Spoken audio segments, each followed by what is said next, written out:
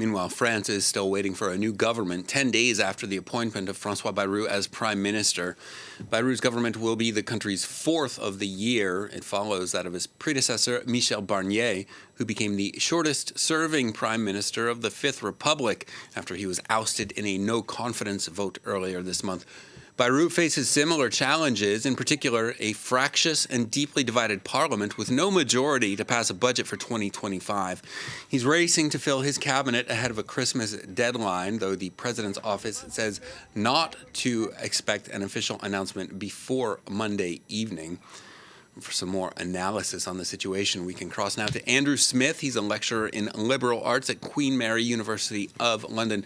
Andrew, thanks so much for joining us once again.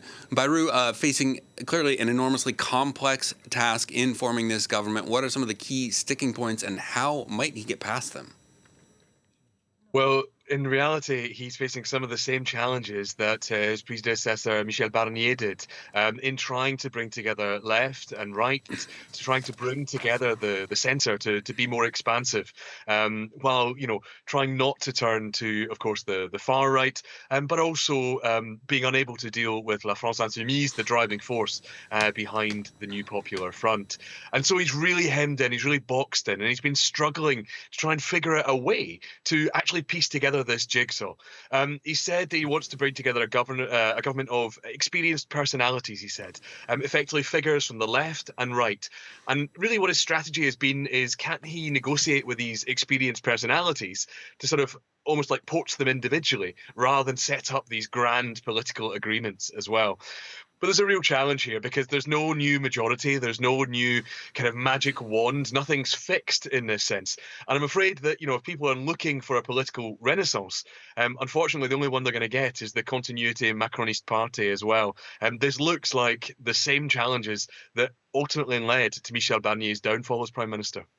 So, Andrew, you touched on this briefly just there, this Bayrou mantra of a sort of centrism that spans from the Republican right to the reformist left.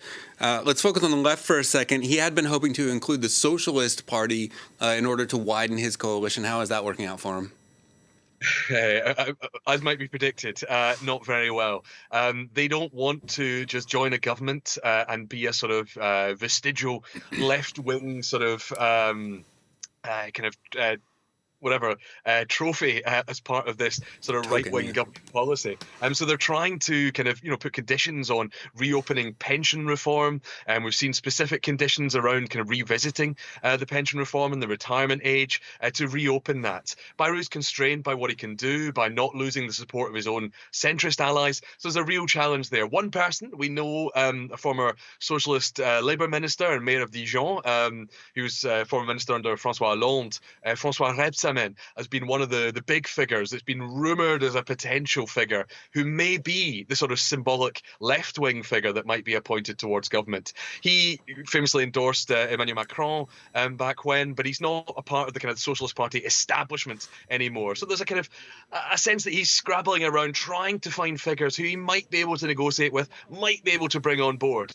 But everyone's got their conditions. And ultimately, it means reopening some of these big debates that have characterized Emmanuel Macron's presidency, such as, of course, this very, very controversial reform that was passed around pensions and the retirement age. A very unpopular reform, it's worth saying, and one against which the whole New Popular Front ran distinctly and directly against in their programme. So it's tough to make that offer without also giving up some of those, Macronist gains, really, in that sense. Indeed. So that's the left. Let's look to the right for a minute. There's been this talk of naming Xavier Bertrand as justice minister. He's a former official in the Chirac and Sarkozy administrations. The far-right National Rally seems very strongly opposed to that. Does the far-right essentially once again have a veto over this government? Well, it's a real challenge, isn't it? He's got to come up with something from the left if he wants to deny that veto to the far right. Xavier Bertrand, of course, as you mentioned, is somebody who is a real bugbear for Marine Le Pen. He's gone out to bat for the presidency of the region. He's beaten the National Rally again and again. He is an enemy of the National Rally.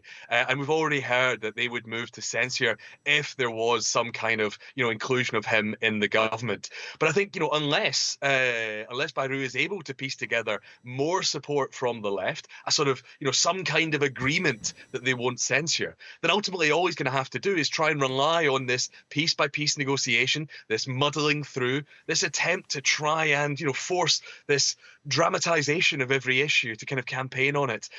But it looks unlikely. And so, the far right have this big bloc in Parliament. They kind of, they're going to continue to exercise that force, I think. It's going to be a really difficult way to avoid having to turn to them and hope that they won't censure. Indeed. So let's imagine that he gets his government in place. What is Bayrou's agenda, the top of his agenda? Obviously, there's a 2025 budget which needs to be gotten through. That's far from the only item on his to-do list, though. No, quite. The budget is obviously really important. We heard, of course, the Moody's downgrade of French public debt. We've seen these discussions about the bond spreads between France and Germany, showing the ailing health of the country as that kind of budget deficit spirals, really without the special measures needed to actually address it. That, of course, Michel Barnier was so vocal about, and Bruno Le Maire, of course, in the finance ministry. He's also going to have to address, of course, we've seen discussions today. The government's been delayed the announcement of the government. Why? Because of this crisis in Mayotte. Mayotte needs more than silence from the government. It needs intervention and it needs aid. So actually responding to the kind of political events of the day, disaster relief is going to be up there. But he also needs to look at things like, the standard ones about taxes. We need to look at ideas of how Social Security works in France. There's a real need to drive forward these debates. There will always be debates around immigration as well. We've seen Bruno Retailleau, of course, the resigning Minister of the Interior, who has already raised this issue while talking about Mayotte as well. But there's a real difficulty because without any of this, we move to this general statement of policy on the 14th of January.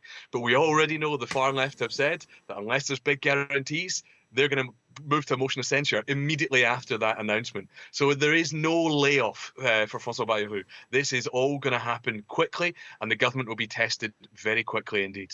A rocky road ahead. Andrew Smith, University of London, always insightful. Thanks again for your time. Thank you.